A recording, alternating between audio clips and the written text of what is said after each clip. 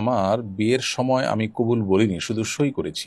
আমার পক্ষ থেকে আমার বাবা প্রস্তাব দেন, আমার বর কবুল করেন। আমার বিয়ে হয়েছে কিনা? এবার শুনুন ইসলাম কি বলে এই প্রশ্নের উত্তরে। আহ, বিয়ের ক্ষেত্রে প্রস্তাব এবং সম্মতি উভয়টি আসলে মুখে হতে হবে। যদি কেউ বাক প্রতিবন্ধী হয়ে থাকেন তার কথা ভিন্ন, কিন্তু বাকি অন্য সাধারণ অবস্থাতে সবার ক্ষেত্রে বিয়ের জন্য প্রস্তাব এবং সম্মতিটা সুস্পষ্টভাবে মুখে উচ্চারণ করে হতে হবে। এক্ষেত্রে আপনার বিয়ের প্রস্তাব আপনার পক্ষ থেকে আপনার সম্মতির ভিত্তিতে আপনার বাবা দিয়েছেন।